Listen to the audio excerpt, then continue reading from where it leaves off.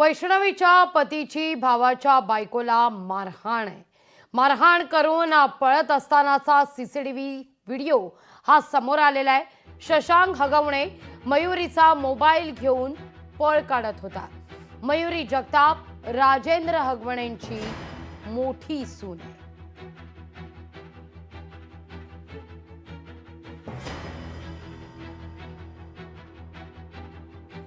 अर्थात नेमकं हे सगळं काय प्रकरण आहे, या सगळ्या विषयी बोलण्याकरता हगवणे कुटुंबियांची मोठी सून मयुरी जगताप आपल्या सोबत सध्या जोडल्या गेलेल्या आहेत. मयुरी, ज्या क्षणी तुम्हाला या सगळ्याची माहिती मिळाली, वैष्णवी विषयी कळलं, त्यावेळी काय वाटलं पहिल्यांदा? म्हणजे मला तर धक्काच बसला. हे जेव्हा मला कळालं तेव्हा. माझं असं होतं, की आता त्या बाळाचं काय होणार? हं.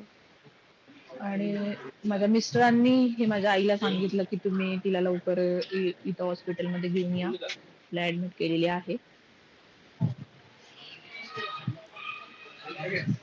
त्यावेळी आता असं सुद्धा एक कळतंय की पूर्वी तुम्हाला सुद्धा अशाच प्रकारे टॉर्चर करण्यात येत होतं, मारहाण करण्यात येत होती. हो. मला म्हणजे याच्यापेक्षाही भयंकर मला त्यांनी त्रास दिलेला आहे. हं. पण मी तो सहन केला. माझे मिस्टर माझ्याशी साथ देत होते, माझ्या पाठीशी उभे होते म्हणून तो त्रास मी सहन केला किंवा मला सहन झाला. असं. काय नेमका त्रास दिला असायचा? तुम्ही या सगळ्याविषयी कुठं बोलला होतात? कुटुंबियांशी काही मन मोकळं केलेलं कधी? हो, वारंवार मी सांगत असायचे घरच्यांना. घरच्यांचे माझ्या मीटिंगही बसायच्या. म्हणजे त्यावेळेस माझ्या दीराचं असं म्हणणं असायचं, की तुम्ही तुमचा काय संबंध माझ्या दारात यायचा? तुम्ही कोण आहेत? माझी आई आणि माझा भाऊ समजवायला यायचे त्यांना. हं. तर दीराचं म्हणणं असं असायचं, की तुमचा जावई शेजारच्या रूममध्ये राहतो, तिथं जावा. हे दार तुमच्यासाठी बंद आहे. हं. आणि त्यावेळेस पण माझ्या आईला घराबाहेर वगैरे काढलं दीराने, नंदेने. आणि माझ्या आईला पण घाण-घाण प्रकारे बोलले, झोपडपट्टी वगैरे अशा घाण-घाण प्रकारच्या शिवीगाळीत दीर आणि नंदेने सांगितले. शशांक हगवणेचं जेव्हा लग्न ठरत होतं आणि तुम्हाला या सगळ्याची जेव्हा माहिती मिळत होती की वैष्णवी बरोबर शशांकचं लग्न आता होणार आहे, त्यावेळी तुमच्या जीवाची घालमेल होत होती का? तुम्हाला वाटत होतं हो. कुठेतरी भेटावं वैष्णवीला आणि आपण नेमकं काय सहन करतोय हे सांगावं? हो, नक्कीच. मला असं वाटायचं की तिला सांगावं. पण बोलतात ना आता ती फार वेडी झाली होती म्हणजे माझ्या दीराच्या प्रेमामध्ये. हं. त्यामुळं मी जरी काही तिला बोलले किंवा तिच्या घरच्यांना जरी बोलले असते, तरी मी हे काही न करून माझं नाव तिच्या समोर आलं असतं आणि मग घरच्यांनी मला अजून त्रास दिला असता. म्हणून त्यावेळेस मी शांत बसले. पण माझ्या नक्कीच मनात हे आलं होतं की मी असं करावं आणि तिच्या घरच्यांना मी सांगावं. तुम्हाला सुद्धा असा त्रास दिला जात होता. काही ते फोटोज की आता समोर आलेले आहेत. कोण मारहाण करायचं? सासू करायची? नणंद मारहाण करायची? काय नेमकं बोललं जायचं? तुम्ही या सगळ्याचा कधी प्रतिकार केला होता का? तुम्ही या सगळ्याविषयी सांगितलं होतं का, की मी तक्रार करीन? या सगळ्याविषयी काही बोलणं झालं होतं का? हो, कायम त्यांना माहिती आहे, की मला वडील नाहीयेत. त्यामुळे त्यांनी जास्त फायदा घेतला, की हिला किती त्रास द्यायचा वगैरे आणि त्यांना माहिती आहे, की सगळे पोलीस वगैरे किंवा राजकीय दबाव आणून आम्ही सगळं मिटवू शकतो. त्यामुळे मी काही केलं तरी आम्हाला काही फरक नाही पडत. म्हणजे ते कायम माझा घमंडीत माझे दीर, सासरे, नणंद कायम याच्यामध्ये असायचे. हं. लग्न साधारण कोणत्या वर्षी झालं, मयुरी?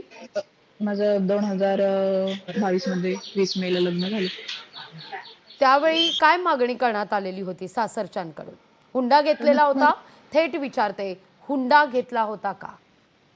म्हणजे आमची परिस्थिती नव्हती तरी त्यांच्या खूप मोठ्या-मोठ्या मागण्या होत्या. पण माझ्या आईनी स्पष्ट सांगितलं होतं, की आम्ही एवढं-एवढं देणार आहे. तिला वडील नाहीये, तरी मी एवढे-एवढे तोळे देऊ शकते. एवढे-एवढे माझ्या घरी कोण करायला नाहीये. त्यामुळे आम्ही ते लग्न उचलून दिलं होतं. मग त्यांची मागणी होती, की आमचे खूप लाखांनी येणार आहेत. मग तुम्हाला त्यांचं केलंच पाहिजे वगैरे. हं. तुम्हाला नसेल जमत तर आम्हाला पैसे द्या. मग आम्ही आमचं करून घेतो. पण माझ्या आईनी तिच्या परिस्थितीनुसार जे काय तोळे-गोळे आणि जे काही पैसे दिले त्यांना दिलेले होते. किती तोळे सोनं आणि पैसे दिलेले होते? माझ्या आईने मला 15 तोळे दिले होते हं. आणि 10 लाख रुपये दिले होते. आणि 10 लाख रुपये दिलेले. हो. पण त्याच्यामध्ये त्यांनी खर्च केल्यामुळे माझ्या नणंद आणि दीर सारखे कायम टॉर्चर करायचे मला, हं, की माझ्या बापाने 2 कोटी रुपये खर्च केलेला आहे हं. आणि तू आम्ही म्हणाल तसंच वागली पाहिजे वगैरे, वगैरे. तुम्ही म्हणताय मघाशी तुम्ही मोघम असा उल्लेख केलात की ज्यावेळी वैष्णवीचं हे सगळं प्रकरण घडलं त्याविषयी तुमच्या मिस्टरांनी तुमच्या आईशी संपर्क साधला, त्या बाळाविषयी वक्तव्य करण्यात आलं. आता सध्या तुमचे मिस्टर कुठे आहेत? या सगळ्याविषयी काही माहिती मिळतीये? नाही, मला त्यांचा कॉल नाही आलेला अजूनपर्यंत. काही अंदाज, काही संवाद? नाही, काहीच संवाद नाही. अंदाज पण नाहीये काही. या सगळ्याविषयी वारंवार बोलण्यातून एक उल्लेख येतोय की सासूकडून टोचून बोललं जायचं. नणंद जी होती तिच्याशी कधी तुम्ही बोललेलात का की तू जे काही वागतीयेस, तू जे काही बोलतीयेस, एक स्त्री म्हणून, एक मुलगी म्हणून मीही तुझ्याच वयाची आहे आणि तुझं हे वागणं हे न सहन होणार आहे. एक मुलगी म्हणून, एक स्त्री म्हणून कधी तुम्ही मन मोकळं केलं होतं का तिच्या पुढे? की तशी परिस्थितीच कधी तिनं आणली नाही? नाही, म्हणजे मी जर तिला असं जर बोलले असते, तर तिने त्यावेळेसच मला हाताला धरून घराबाहेर कधीच काढलं असतं. अरे बापरे! त्यामुळे मी घाबरून कधीच मी बोलले नाही आणि हं. ती या सगळ्यांमध्ये म्हणजे जवळ-जवळ 5-6 वर्षांनी मोठी आहे. तर त्यामध्ये माझी सासू कायम म्हणायची, की तिचंच सगळ्यांनी ऐकायचं, पिंकीताईचं. पिंकीताई मोठी आहे, ती म्हणेल तसंच होणार सगळं घरामध्ये आणि सगळे तिचंच ऐकायचे वारंवार. या सगळ्यामध्ये तुम्ही म्हणताय की जवळपास लाखो रुपये तुमच्या लग्नाच्या वेळेत सुद्धा देण्यात आलेले होते. काही तोळे सोनं, 15 तोळे सोनं तुम्ही म्हणताय, उल्लेख केला, तेही देण्यात आलेलं होतं. ही जी त्यांनी केलेली मागणी होती, ती मागणी जर पूर्ण करण्यात आलेली होती, तर मग मारहाण करण्याचं काय कारण होतं? म्हणजे मी त्यांना त्यांना प्रत्युत्तर देणारी कोणी नको होती. म्हणजे त्यांची मुलगी म्हणेल तसं ऐकणारं जर मी असते, हं, तर मग त्यांनी कधी मारहाण केली नसते असं मला वाटतंय. पण वैष्णवी तर सगळं ऐकत होती त्यांचं सगळं त्यांच्या म्हणण्याप्रमाणे करत होती वगैरे होती. पण तिलाही एवढी क्रूर वागलेत म्हटल्यावरती मला म्हणजे मी पण 1.5 वर्ष झालं त्यांच्यातून राहत नव्हते. मी माझ्या शेजारी जी रूम आहे त्याच्यात मी माझा संसार करत होते. हं. त्यामुळे त्या गोष्टी मला जास्त काही माहीत नव्हत्या. तुम्ही घराबाहेर पडलेला होतात आणि त्यावेळी तुमचे मिस्टरही घराबाहेर पडलेले होते? त्यांची हो, साथ होती तुम्हाला? हो, माझ्या मिस्टरांची मला साथ होती. मीही म्हणजे त्या अ, वैष्णवीने जे काही केलं त्याला पण मी बळी पडले असते. हं. पण माझ्या मिस्टरांची मला साथ होती म्हणून मी आज आहे इथे सगळ्यांसमोर. तुम्ही म्हणताय तुम्ही घराबाहेर पडलेला होता, 1.5 वर्ष घरात राहत नव्हतात. तरी देखील ती दहशत होती, तरी देखील तो त्रास होता? हो, नक्कीच. कारण की आम्हाला ते कुठे फ्लॅट मिळवून देत नव्हते, की कुठे जागेचे कधी व्यवहार झाले, फायनान्शियली, मेंटली म्हणजे खूप ती लोकं टॉर्चर करायची. म्हणजे मलाच नाही, ते स्वतःच्या मुलाला एवढे टॉर्चर करायचे, की त्याला कुठे त्याचा व्यवहार नाही बसवून द्यायचे. त्यांना हं, आम्ही कसं तोडू, म्हणजे आम्हा दोघांना हं. कसं तोडू आणि आमचा मुलगा मी कसा एकत्र घेऊ आणि तिला सोडायला लावू, असे हे त्यांचे प्रयत्न वारंवार चालू होते. ते त्यांना म्हटले पण होते. लोकांना मध्यस्थी घालून म्हटले होते, की तिला सोडायला लावा. त्याचं आम्ही दुसरं लग्न लावू. तिच्यापेक्षा देखणी बायको आणि श्रीमंत घराण्यातली आणू आम्ही. वारंवार त्याला म्हणायचे. पण माझ्या नवऱ्यांनी कायम अ, अ, प्रत्युत्तर त्याला दिलेलं आहे, की मी तुम्हाला सोडेन, पण मी तिला कधी सोडणार नाही. मग याचाच त्यांना राग यायचा, की ते म्हणायचे, की ती भरवतीये तुला, तू हुरळून गेलाय, तू पार बायकोचा बैल झालाय. मग असे टॉर्चर करायला लागले नणंद, दीर. मग बाहेरच्या त्या मित्रांना पण जे कॉमन फ्रेंड होते दीराचे आणि माझ्या मिस्टरांचे, त्यांना पण सांगायचे याला चिडवा, असं करा, तसं करा.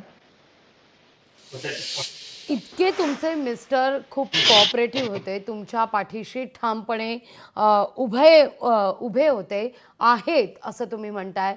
मग आता हे सगळं वैष्णवीचं सगळं घडल्यानंतर ते बेपत्ताचे झालेत किंवा ते सापडत नाहीयेत. यामागे मात्र अनेक शंका उपस्थित केल्या जात आहेत. काय नेमकं कारण? घरच्यांकडून काही या सगळ्या संदर्भात सांगण्यात येत नाहीये. कुठं पाणी मुरतंय? तुम्हाला काय वाटतंय मयुरी? म्हणजे माझ्या मिस्टरांचं त्यात इन्व्हॉल्वमेंट तर नव्हती. हं. कारण की आम्ही 1.5 वर्ष झालं वेगळे राहत होतो. आणि हे म्हणजे कसबटे फॅमिली पण चांगलंच माहिती होतं, की मी त्या घरात येणं-जाणं नाहीये, माझं काय वावरणं नाहीये. ते कायम विचारायचे, की "मयुरी कुठे आहे?" तर हे सांगायचे, की "ती माहेरी गेली" किंवा "ती आजारी पडली" किंवा काहीतरी असं असं काही करून सांगायचे. आणि इव्हन माझे मिस्टर सुद्धा म्हणायचे, की "तुम्ही तिला एवढा त्रास देऊ नका. तुम्ही कशासाठी एवढा तिला त्रास देताय?" तर माझ्या सासूचं कायम म्हणणं असायचं, की "शांत बस. की ती सोन्याचा घास खाती म्हणे आमच्या घरात काय तिला त्रास आहे?" किंवा ते म्हणायचे, की "अगं मी तिच्याशी बोलतो पण ती बोलत नाही माझ्याशी." मग सासू एवढ्या पण म्हटल्या होत्या, की "अरे तुला माहित नाही का तिचा नवरा किती संशय घेतो तिच्यावरती." म्हणून माझे मिस्टर पण याविषयी सोडून दिलं. माझे मिस्टर म्हणले होते, "अरे बायकोला आणि मुलाला बाळाला जरा हिंडायला नेत जा, फिरायला नेत जा, तेवढंच बरं वाटतं."